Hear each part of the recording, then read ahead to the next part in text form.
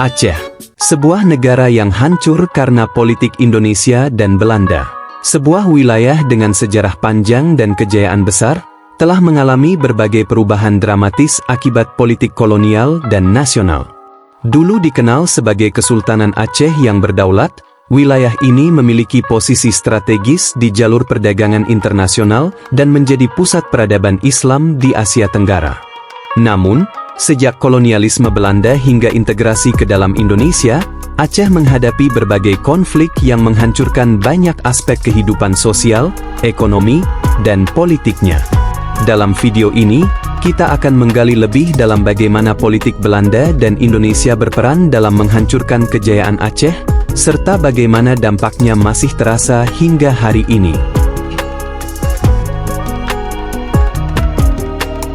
Sejak abad ke-16, Kesultanan Aceh adalah salah satu kekuatan maritim terbesar di Asia Tenggara.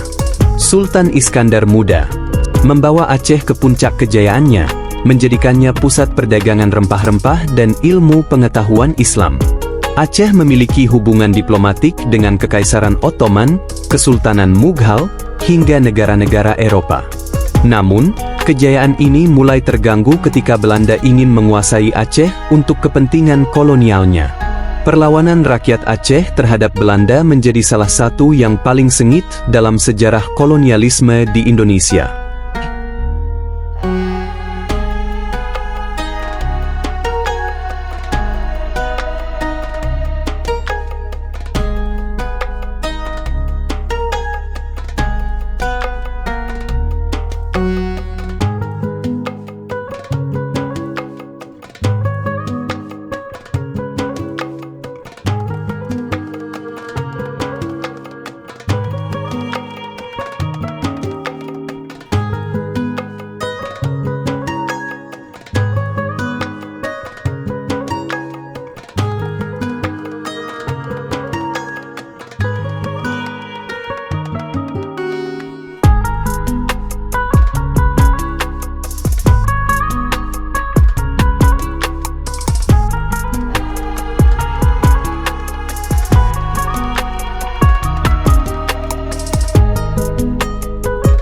Setelah Perang Dunia Kedua, Indonesia memproklamasikan kemerdekaannya pada 17 Agustus 1945. Namun, bagi Aceh, integrasi ke dalam Indonesia bukanlah pilihan yang mudah. Aceh sebelumnya memiliki status istimewa sebagai daerah yang sangat religius dan memiliki otonomi luas.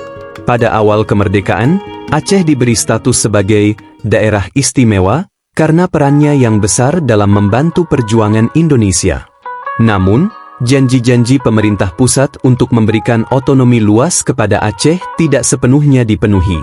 Pada tahun 1950-an, Aceh bergolak dengan pemberontakan Darul Islam, DI, yang dipimpin oleh Teungku Daud Beurewah.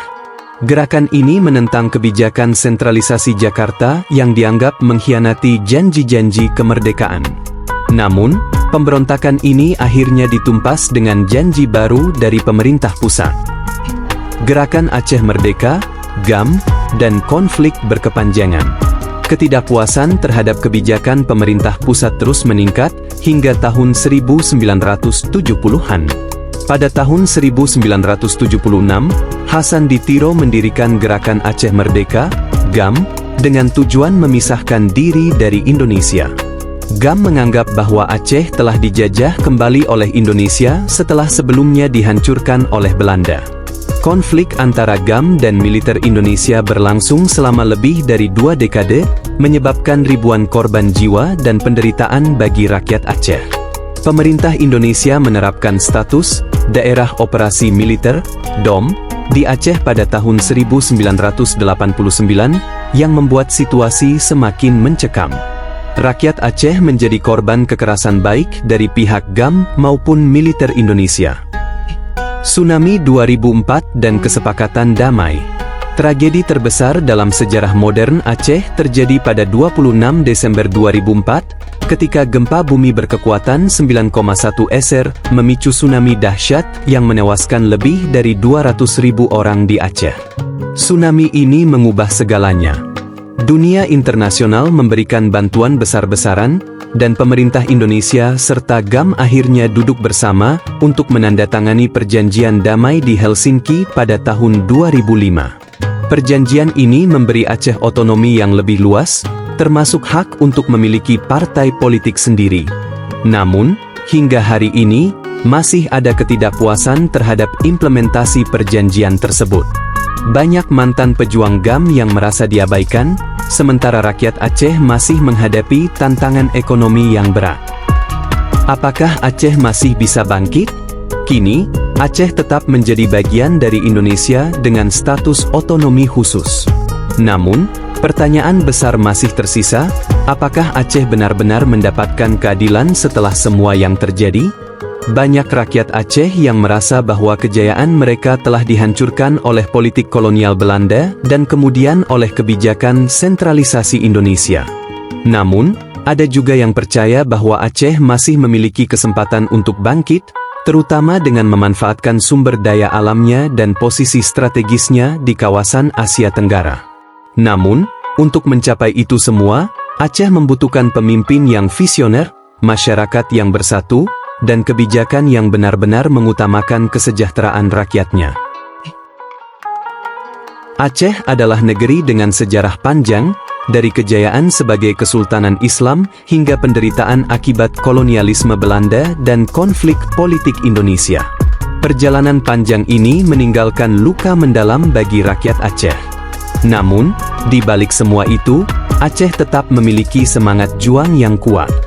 Jika sejarah mengajarkan kita sesuatu, maka itu adalah bahwa rakyat Aceh tidak pernah menyerah pada ketidakadilan.